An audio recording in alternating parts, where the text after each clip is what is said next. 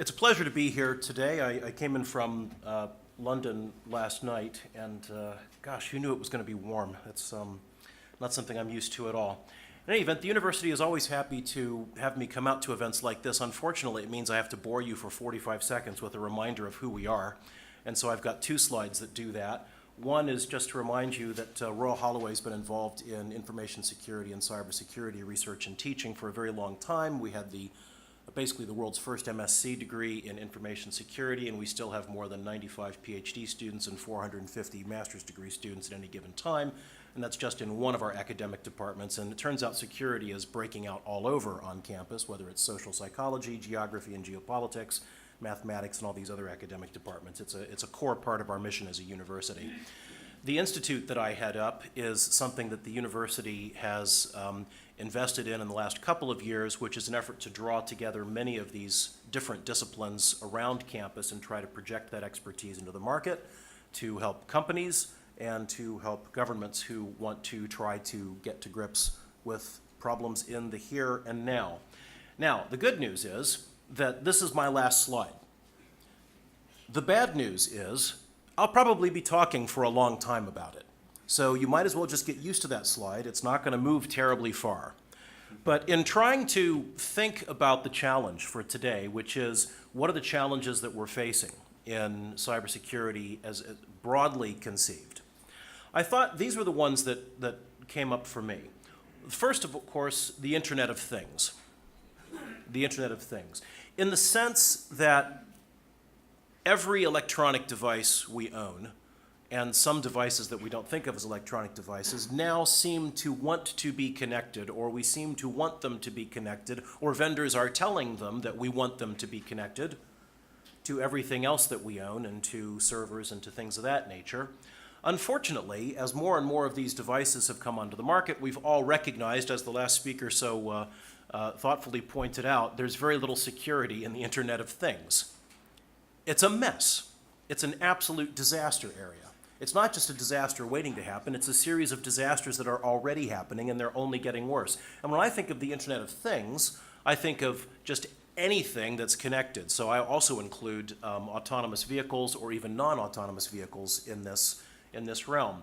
To my way of thinking, the Internet of Things, the advent of the Internet of Things will probably or should probably accelerate some call for regulatory intervention at the level of manufacturing. Manufacturing and distributing these new devices, there undoubtedly will need to be some type of intervention to force reconsideration of security. No amount of end-user education, no amount of sort of like thoughtful risk analysis by people who buy is going to fix what appears to be a systemic problem with Internet of Things. A second area, in terms of challenges that we have in the field of cybersecurity, is the problem of developing an innovation culture. Developing an innovation culture. As long as I've been working with information and communication technologies, I've always been amazed by how much innovation happens and how many things have happened. I've been doing this for 25 years, and I've said to people about 2 or 3 times a year, something happens that just refreshes my faith in the internet and in connectivity as something amazing. There's always something coming up. The challenge we have with security, though, is that it seems that the bad guys innovate very quickly, whereas some of the good guys innovate at a slower pace. And I was in a workshop recently sponsored by the Home Office in the UK about this problem, and we were looking at a report produced by RAND Europe about innovation within the Ministry of Defense. And one of the comments that I made is that you've made a lot of good suggestions, many of which were taken up by the ministry, about how to encourage innovation within this particular bureaucracy. But I'm not really sure what you've said about timeliness. Now, for those of you who aren't familiar with the work of the late Colonel John Boyd and the OODA Loop, essentially what this theory says is it played out in the context of military engagement. And his particular theory was that people win battles not by having better plans or not by having better technology. People win battles by moving more quickly. You win engagements by having something kind of mediocre that works now as opposed to waiting 3 years for something that works great in the future, because by the time you get to the future isn't where you thought it was going to be. The bad guys are always moving. So you can spend all of your time trying to think about, well, what will our product launch look like in 3 years' time? And in 3 years' time, it turns out nobody's worried about the thing you were worried about. So we've got to find some kind of way to shorten that innovation cycle for security technologies to get from idea to implementation to rollout to happen much more quickly. Similarly, in terms of doing this, I think that we've all got a lot of work to do in trying to help people celebrate and what I call the freedom to fail. How do we get people to take up a culture of realizing that a new business idea or a new research idea, just because it doesn't come to fruition, that's not necessarily a bad thing.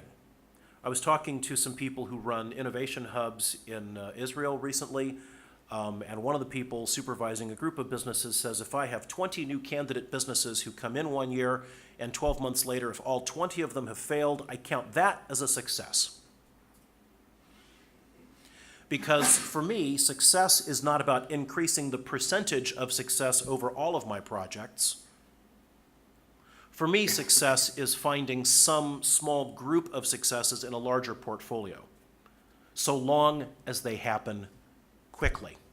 I'd rather have something fail fast than succeed long.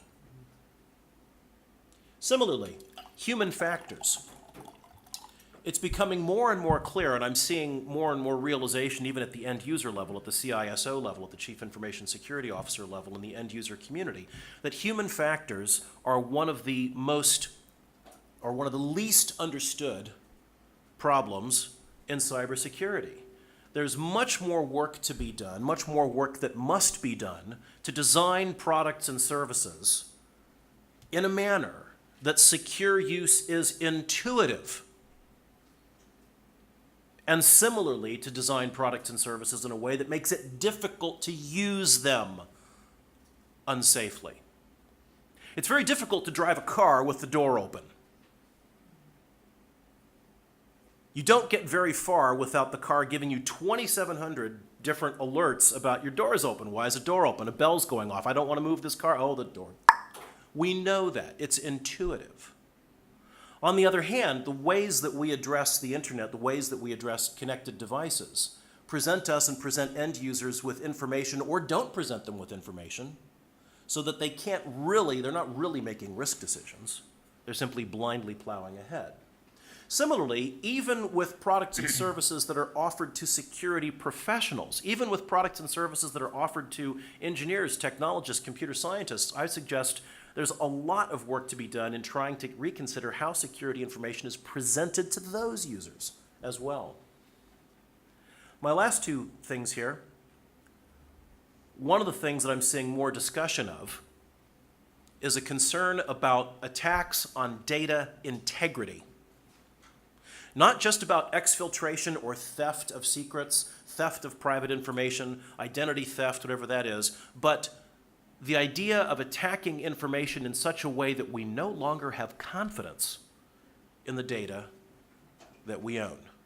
So to take an example that's sometimes used at conferences, I'm not suggesting this has actually happened, but it's a hypothetical example. If someone were to get in touch with an airline and say, your maintenance records have been altered, but we're not going to tell you how. If that were possible, imagine how much disruption, how much cost it would take for the airline to go through and have to audit its entire fleet of aircraft to try to figure out every part, every engine piece, every fan blade, everything. They'd say, where do we start? Where do we even start? So there are many other ideas coming along that line. And finally, I'd point out that, strangely enough, as long as we've been trying to do this, basics of identity remains a major problem. I'll give you a statistic.